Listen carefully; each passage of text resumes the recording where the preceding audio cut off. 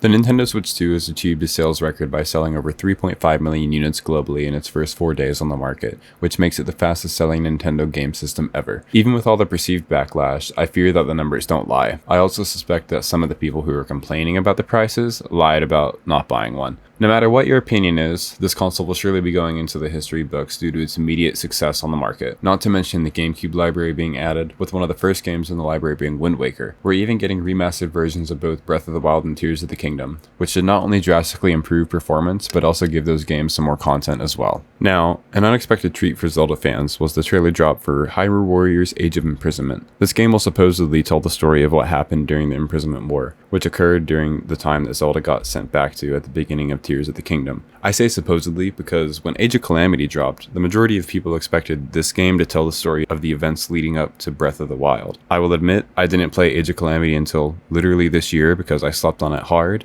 and even I thought that the events depicted in this game were the ones leading up to the Calamity. However, that's not the case, and Age of Calamity trails off on its own story that ended in a victory for Hyrule. However, we know that the Calamity did not end in a victory for Hyrule, and so this contradicts the actual events leading up to Breath of the Wild. I bring up Age of Calamity to bring up the chance that Age of Imprisonment could do the exact same thing and tell its own story rather than what actually happened. If we get the true story of the Imprisonment War, I think it could be really huge for the lore of Legend of Zelda as a whole, and maybe shed some light on those timeline updates, depending on how the developers and Nintendo decide to go about it.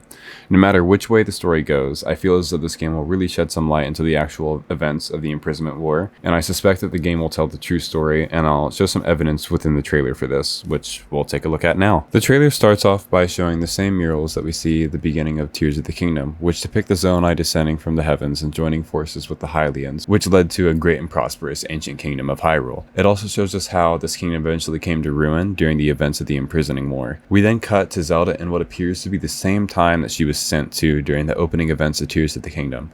Not exactly frame for frame, as the secret stone has switched hands in the memories versus the trailer. We also get to see a section within the trailer where it appears the player takes control of Zelda to follow Rauru and Sonia, so it's very possible that we could already be getting gameplay. We then get to see what appears to be ancient Hyrule Castle. Note that we haven't got to see the exterior of the structure, just the interior via some memories in Tears of the Kingdom until now. Honestly, it doesn't let down. I think it's theorized that this is located on the Great Plateau, close to where the Shrine of Resurrection is in Breath of the Wild, due to the mountain featured in the top right of the frame. We also get to see the balcony where Sonia gets killed. I've yet to see anyone make a guess about what the structure in the top left is, and something I noticed was that it's specifically not featured in any of the memories in Tears of the Kingdom, so I'm really unsure as to what it could be. I really don't think it's Mineru's study, as its interior appears to be circular. I think it could be some type of tower that has to do with launching the Zonai wings, which people of this time could have been more reliant on, considering how common infrastructure to support these vehicles are within Tears of the Kingdom. Think about how many wings you see lying around on the islands, or the rails that are used to launch the wings into a glide. Now, back to the trailer. We are then shown a big piece of evidence that makes me believe that this story will depict the events of the actual Imprisoning War. As the trailer claims, it is the story leading into The Legend of Zelda Tears of the Kingdom. I think this almost drives the nail into the coffin of we're getting told the story of the Imprisoning War and not what Age of Calamity did with its spin-off timeline. Since I brought it up again, Age of Calamity, unlike how it was depicted, could not have been a victory for Hyrule, as Calamity Ganon plunged the whole of Hyrule into darkness and monsters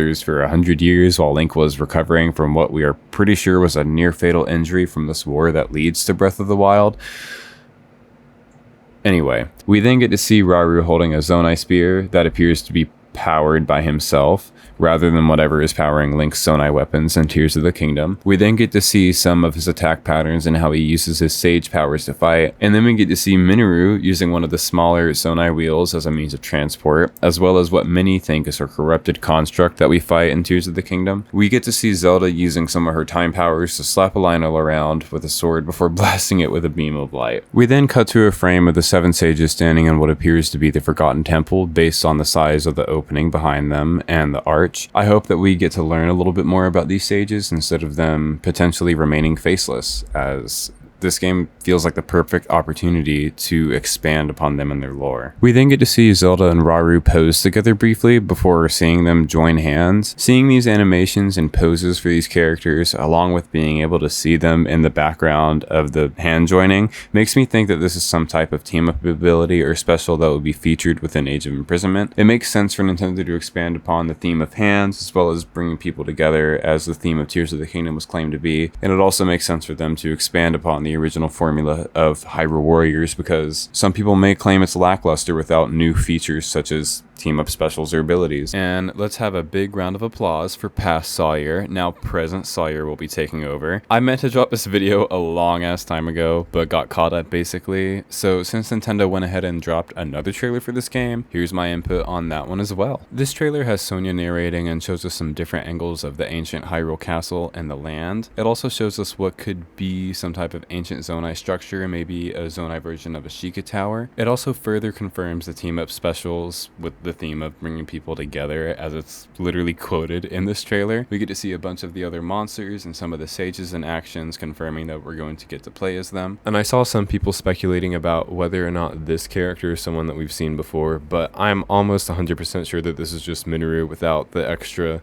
robes or ribbons in her dressage, because it matches almost exactly except for that, like even like the anklet and everything, and the figure even appears to be Zonai. So I think that this is just Minoru. On top of getting to play as these sages, we're going to get to see them maskless, and I'm very excited to learn more about their stories and how they interact and how they came about succeeding in their efforts. And just getting to see so many of these monsters within the context of their time as well, knowing how much weight this lore has within this world, it just, I'm so excited for it. I can't express it.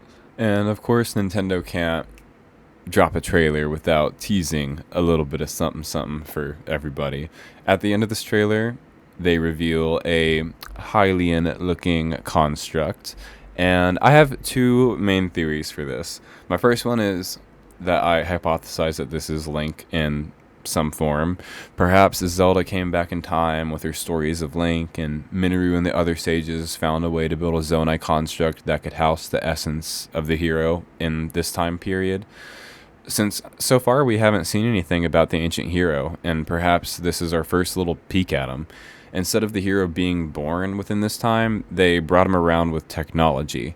And this could very well track, since the Zonai are, if not more, technologically advanced than the Sheikah, and could very well know more about the goddess Hylia and the creation of the Legend of Zelda universe, and thus the Triforce as well. Another thing to note is that Phi's theme begins to play as the Zonai is powering up or assembling itself. If this isn't a technological bringing about of the Triforce of Courage's vessel, it could very well be Phi extracted from the Master Sword that was sent back to that time period. Maybe Phi contained the instructions to make this construct.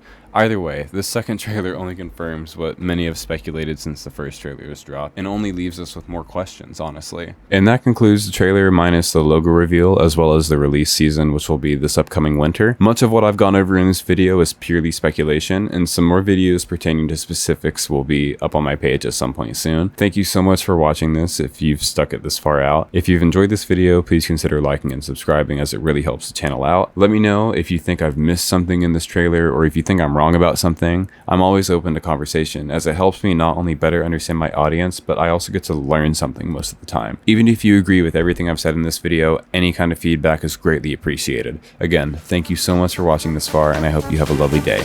Peace.